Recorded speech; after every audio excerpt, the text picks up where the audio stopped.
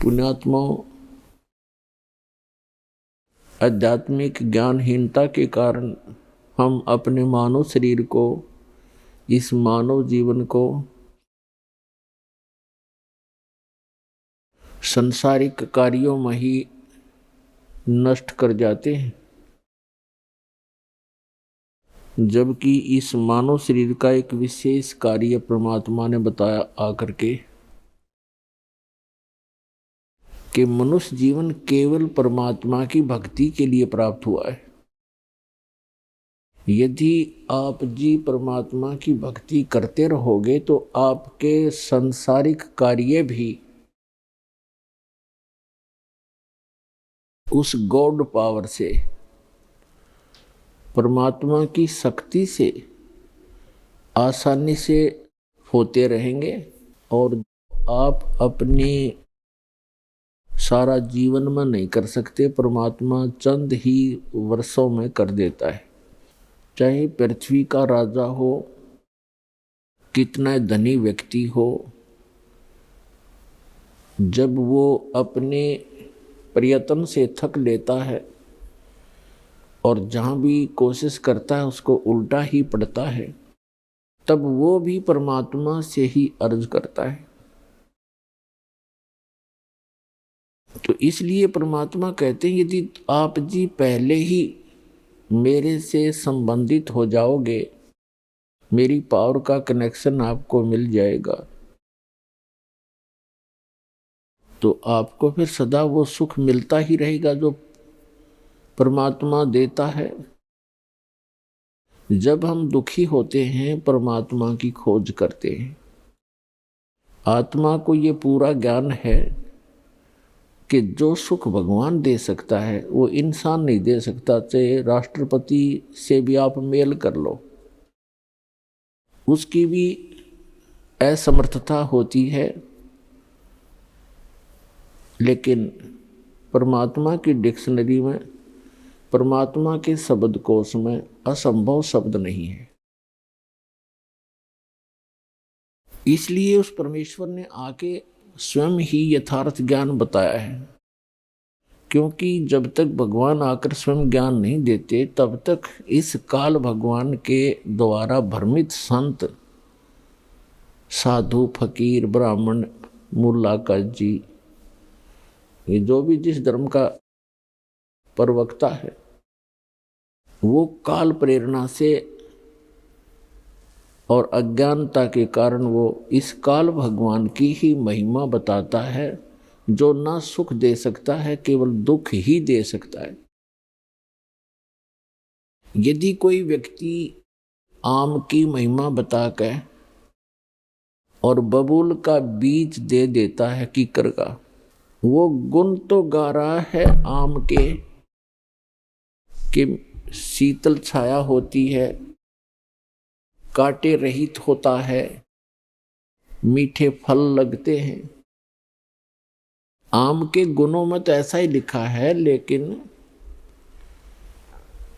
बीज बबूल का बीज देने से वो उसको कांटे ही प्राप्त होते, आम नहीं प्राप्त हो सकते।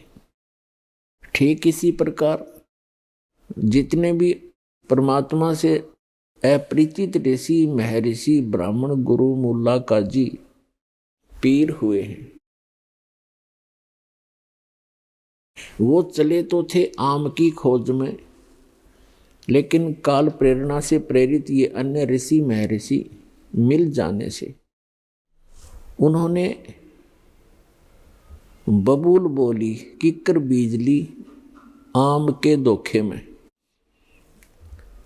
तो पुण्यात्मा वो किक्कर इतनी बीज दी कि इस दास के लिए उन सब को साफ करना कठिन हो रहा है। अब हमें उस आम की महिमा का पता चला। अन्य संतों ने जो जानकारी दी, उनका इतिहास, उनका अनुभव, उनके प्रवचन सुने और पढ़े, तो पता चला कि वो गुण तो गाते आम का और बीज बो रखा है बबूल का, तो उनके अनुयायियों को सुख हो ही नहीं सकता। वो पूर्ण परमात्मा की महिमा, सत्य पुरुष, अमर पुरुष, अकाल मूर्त की महिमा सुनाते हैं। लेकिन मंत्र सारे जो मंत्र हैं, नाम है, वो बीज है, वो बबूल का दे रखा, वो काल की साधनाएं कर रहे हैं। तो बबूल बो के आम की इच्छा रखना भी मूर्खता है। आम का बीज बो के और फिर उससे हम आस्था बनाएं कि इसके आम लगेंगे, तो लगेंगे ही लगेंगे। तो यथार्थ भक्ति जो है, सत्य भक्ति, सत्य ज्ञान, वो तो है आम का पेड़। और गलत ज्ञान, गलत साधना, गलत मंत्र, वो है बबूल का बीज। तो दास ने विश्व के सभी ग्रंथों को जाना, समझा और विश्व के सभी वर्तमान के धर्मगुरु प्रवक्ताओं के इतिहास पढ़े, उनका अनुभव देखा। उन्होंने सारा का सारा ज्ञान सदग्रंथों के विपरीत सुना रखे, और जिसका भयंकर परिणाम उनके अनुयायियों को भोगना पड़ रहा है। कोई सुखी नहीं।